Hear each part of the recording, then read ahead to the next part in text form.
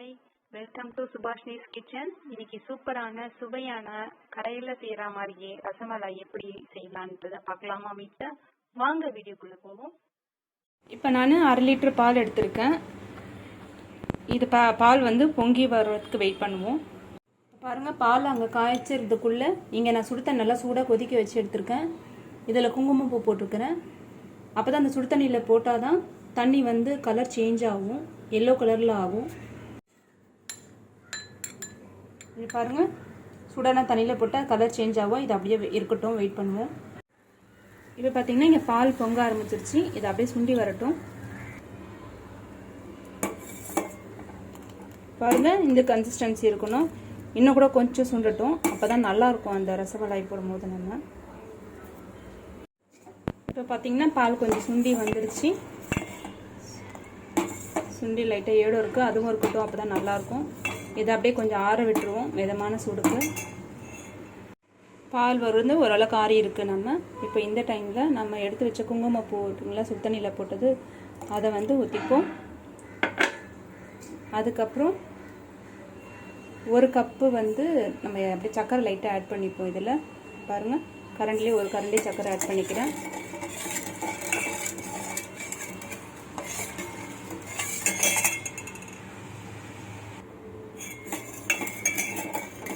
சக்கரை ஆட் பண்ணிவிட்டு அப்படியே கொஞ்சம் நம்ம ஏலக்காய் தூளும் போட்டுப்போம் இந்த ஸ்டேஜில்.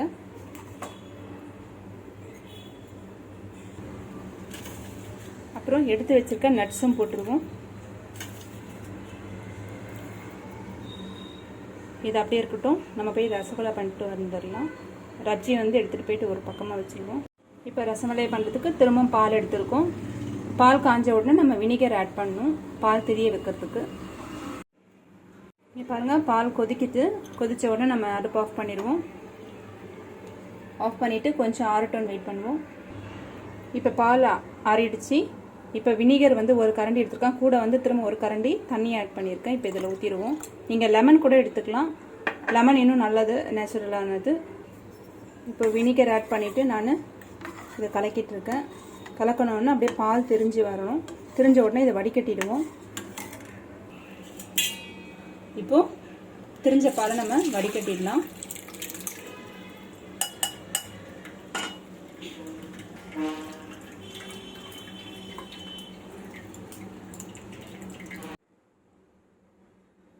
பார்த்தீங்கன்னா வடிகட்டியாச்சு நல்லா. இதை ஒரு துணியில் வச்சு பிழிஞ்சிருவோம். பாருங்கள், இந்த மாதிரி ஒரு காட்டன் துணியில் போட்டுட்டு அதை நம்ம பிழிஞ்சிருவோம்.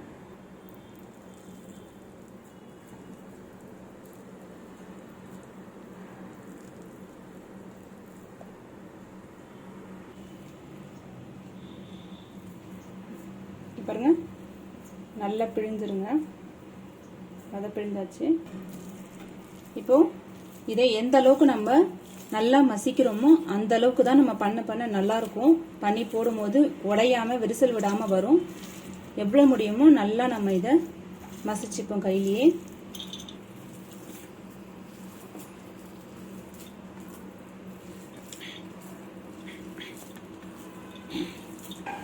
இப்போ பார்த்தீங்கன்னா பண்ணியாச்சு. இப்போ வந்து இதை குட்டி குட்டி ரவுண்ட் ஷேப்பில் எடுத்துகிட்டு ரசமலாய்க்கு தேவையான சைஸில் நம்ம பிடிச்சி வச்சுருவோம். பாருங்கள், இந்த மாதிரி ரவுண்டாக பண்ணிவிட்டு கொஞ்சம் தேவையான அளவுக்கு தட்டை பண்ணிடுங்க. கிட்டத்தட்ட இது ரசகுல்லா பண்ணுற மாதிரி தான், ஆனால் வந்து இதை தட்டையாக பண்ணுறோம், அது உருண்டையாக இருக்குது, அவ்வளோதான் டிஃப்ரென்ஸ். பாருங்கள், இந்த மாதிரி எல்லா மாவும் பண்ணிவிடுவோம்.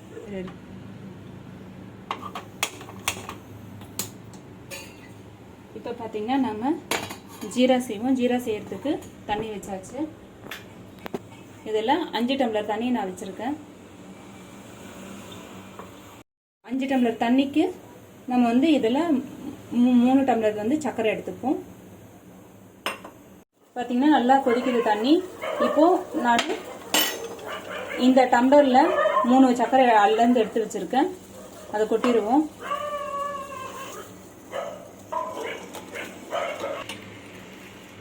பாருங்க, நல்லா தண்ணி கொதிக்கிட்டோன்னு வெயிட் பண்ணுவோம், அந்த சிரப் வரட்டோன்ட்டு. இப்போ வந்து நல்லா தண்ணி கொதிச்சிச்சு. இந்த ஸ்டேஜில் வந்து நம்ம எடுத்து பண்ணி வச்சிருக்க அந்த ரசமலாயை போட்டுருவோம். பாருங்க, ஒன்று ஒன்று ஆட் பண்ணிடுவோம். இப்போ எல்லாத்தையும் போட்டாச்சு. இதை மூடி வச்சு நல்லா கொதிக்கட்டும். கொதிச்ச உடனே நிறுத்திட்டு 15 மினிட்ஸ் விட்டுருவோம், அப்படியே மூடி. இப்போ இதை அப்படியே மூடி வச்சுருவோம். கடுப்பு ஆஃப் பண்ணிடுவோம். இது அப்படியே இந்த சூடில் இருக்கட்டும். 15 மினிட்ஸ் விட்டுருவோம். இப்போ பாருங்கள், 15 மினிட்ஸ் கழித்து இந்த மாதிரி எடுத்து இதை லைட்டாக பிழிஞ்சுப்போம். நம்ம லைட்டாக, ரொம்ப இல்லை, பண்ணிவிட்டு இந்த மாதிரி எடுத்து வச்சுப்போம். எல்லாத்தையும் எடுத்து வச்சுப்போம். இப்போது இதெல்லாம் பண்ணிவிட்டு நான் எடுத்து பவுலில் போட்டுட்டேன். இப்போ ஆல்ரெடி பண்ணி வச்சுருக்கேன் ரப்டியை வந்து நம்ம இதில் ஊற்றிடுவோம்.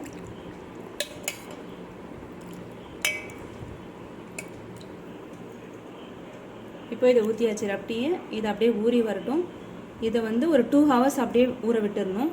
அதுக்கப்புறம் நம்ம எப்படி வந்திருக்குன்னு பார்ப்போம். பாருங்கள், சூப்பரான ரசமலாய் ரெடி ஆகிடுச்சு. நீங்கள் வீட்டில் இதை கண்டிப்பாக ட்ரை பண்ணி பார்க்கணும். பார்த்துட்டு எப்படி இருக்குன்னு சொல்லிட்டு எனக்கு கமெண்ட் பண்ணுங்கள். கமெண்ட் பண்ணிவிட்டு லைக் பண்ணி சப்ஸ்கிரைபும் பண்ணிடுங்க. தேங்க்யூ.